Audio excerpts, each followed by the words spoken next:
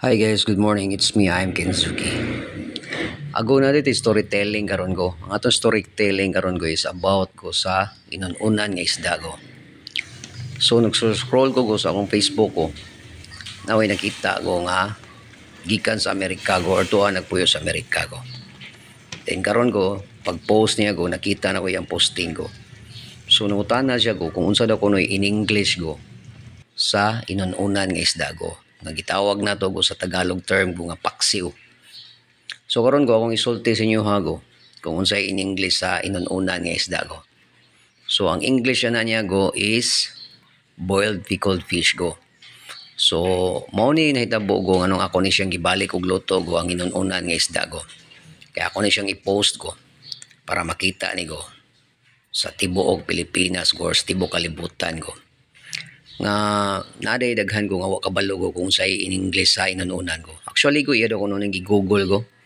So ano ko nung mugawas ko sa Google ko ang result ko kung say English term sa inununan nga isda ko. So akong i-reveal ko ang inununan ko, i-take note ninyo ko ha sa katong wa pa kabalo ko. So boiled pickled fish ko. So mao na ko. Then karon ko back to business ta ko. So nag-slice ta ko sa mga lamases ko. Ang lamases ani go is simple kay go. Kabalo mo go. Ahos, bombay, kamatis, sili espada nya talong go. Actually go wala ni siya paliya go kay wala na ako butangi go. Ang importante lang go is ako lang ni siyang lutuon go para makita go or mahibaw-an go kung unsa gid English term go sa inununan nga isda go. Nga gitawag na to go paksiw go sa kadaghanan go. So mo na ni go dili siya kompleto ang mga lamases ko. Then ako ni siyang ididikit go ang akong luto go ni Janjan go. Nga iyang partner ani ko si Lester go. Nanis las Amerika na muyo go. Nga Janjan go is Filipino sa nigo. So mo to go na challenge ko go or nalipay ko go nga nakita na ko yung video go nga na problema siya go kung unsa daw kuno English go sa inununan nga isda go. Then daghan kay comment dito go. Ang comment go is 1,000 plus go ang ni comment go. Then nakita na kong comment ko is wag siya proper nga answer go nga boiled pickled fish go. So mao na ni ko ako gini siyang tagaag time go para akong lutoon go. Daghan na kog mga video go nga nagluto kog inununan nga isda go. Then ako lang gibalik ko kay ganahan lang ko mga balikon ko. Then ganahan sa ko nga pagkaon ko, paborito na ko ning inununan nga isda ko.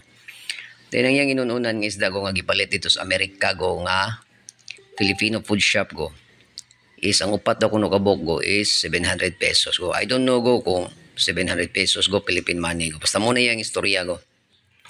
Then ang atong gigamit nga inununan nga isda go is barilis nga isda go.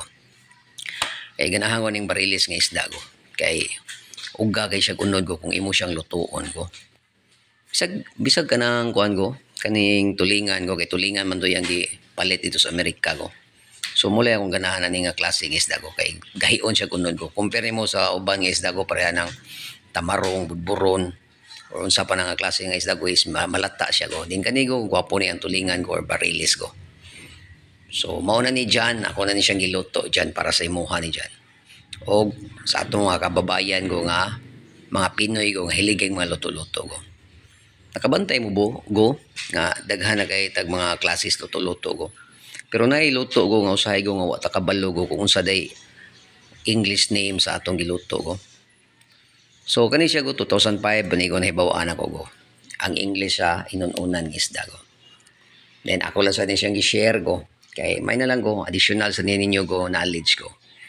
Then asay uban ko nga kusinero ko nga nakabalo sa ngalan aning inununan ko.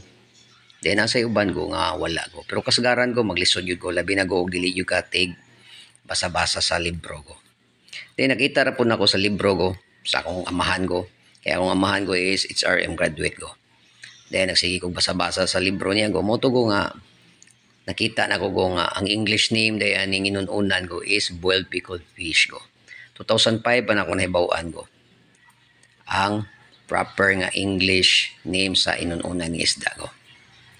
So karon ko na mo mga idea go or na additional na yung knowledge ko about sa inununan nga isda ko. So nalipay sa Google nga ako ning gibuhatag video ko akong gihagogoan ko. Kay para go makita po ni sa tanan ko. Kay challenge kini siya go. Natay mga luto-luto go nga binisaya go pero wa ta kabaw go kung pangutanon tag unsay in English anang luto go. Then soon go basig magluto sa tag iskabitsi go. Kana iskabitsi go pero maglisod jud mo go unsa sa English ana go. So ato na lang na siyang i-follow go. Then back to business sa dago mag-plating time na go. So nigamit ko go og oval plate go. Then ato na siyang i-arrange go or mag-plating dago. So nang plating shape kanang plating go. Mao na siya go ang imo siyang i-arrange go, mag-design ka go o mag-garnishing ka go para na art ang imong pagkaon go. Para pod go ang imong bisita go or naninda ka go na kay customers go ganahan sa sila mukaon go. Kay importante kay go sa luto-luto go ang presentation go o kanang plating go.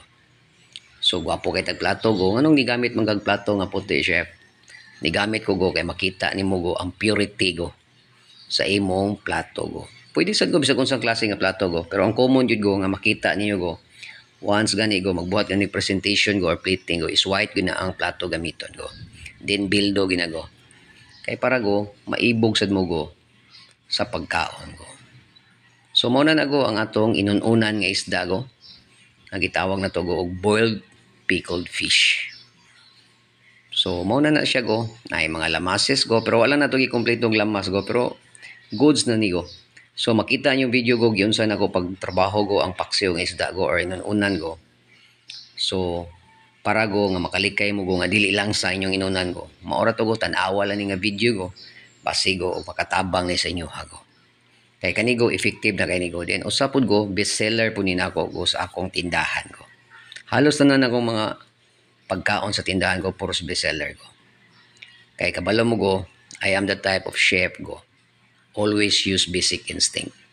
So ako ginahugasag maayo go, ako ginaluto og maayo go para go ang customer na ko go magbalik-balik go. So muna yung principle na ko go sa kitchen go. So I hope go nga nalipay mo go sa atong video go og kang Janjan Lester nga naa sa Amerika go. So this is Chef Kenzuki. Thank you and enjoy.